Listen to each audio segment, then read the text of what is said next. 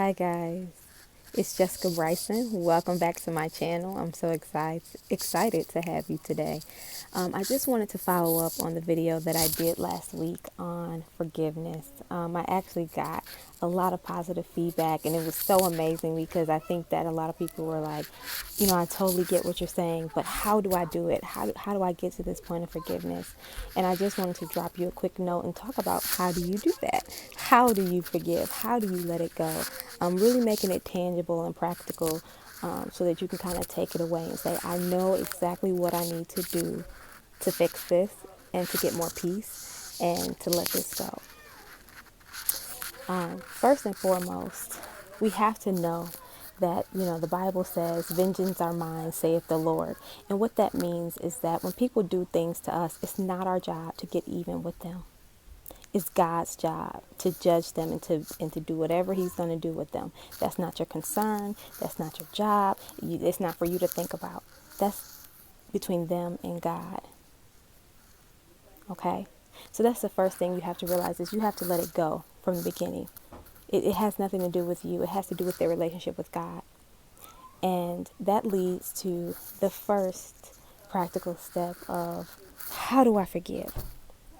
Well, how you forgive is you see the God in people.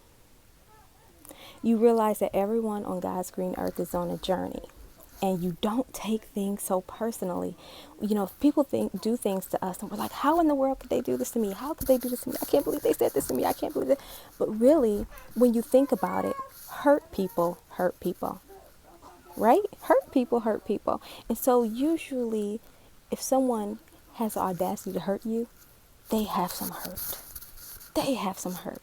And so if you can see past the charade and the facade and the trying to act perfect, you can see sometimes a broken child wanting someone to just love them.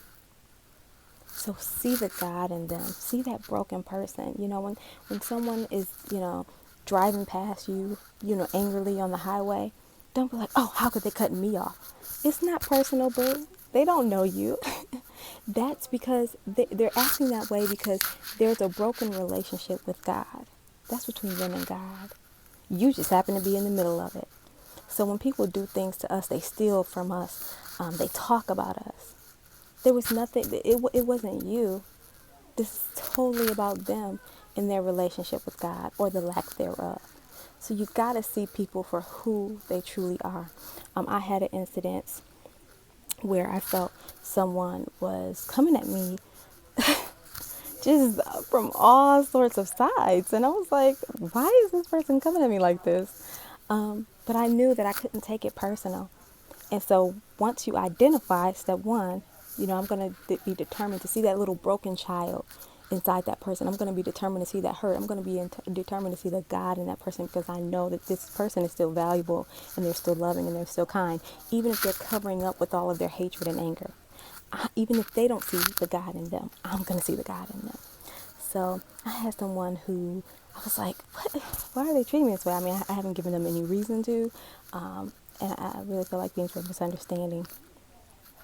And so after identifying that it's not about me, that they're not personally attacking me, it's not about me, it's about whatever they have going on in their lives, because again, we're not even cool that way. Step two was for me to go to God and say, God, how would you have me to be in this situation? What is going on? What's happening? What do I need to know? What am I missing? What are the pieces that I'm missing here? And after praying, this is the power of prayer, and I'm going to talk more about prayer later. But when you begin to pray and connect to God, he downloads information into your spirit that you would otherwise not know. So after I prayed for that person and just say, God, bless them. That's another thing. When you're forgiving people and you want to know how to forgive them, I dare you to start praying for them. I know that sounds crazy, right? Why in the world would I pray for somebody who just did me wrong?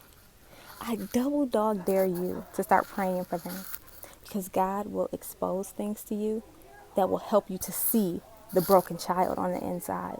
I've done this on a couple occasions and thought, I felt, someone came at me a certain type of way. I began praying for them. and God downloaded special information in my spirit. I began to understand them a little more.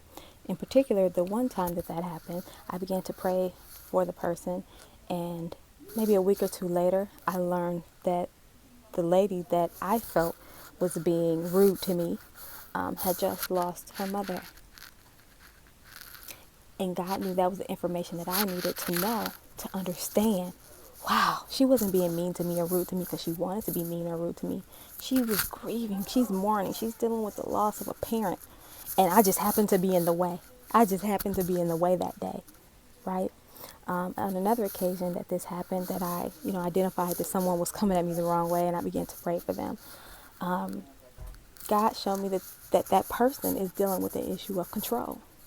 They like being in control. That's their thing. And so this was something they couldn't control. And so they were losing it. Okay? So that's why, number one, you have to identify and say, I'm not going to take this personal. It's not personal. When people do things to you, it's not personal. It's their journey and what they're going through. If they didn't show up for you, they probably didn't show up for you because they're not used to people showing up for them. Well, why didn't this person establish a relationship with me? Well, they probably didn't establish a relationship with you because they're not used to establishing relationships with people. Stop taking it personal. It's not personal. It's their thing. It's their stuff that they're going through. And you have to decide to say, I'm just going to love them anyway. Because in my flesh, in my physical, I'm not good enough to just love you like that because I want to get in my feelings. I got to go to God and pray for you.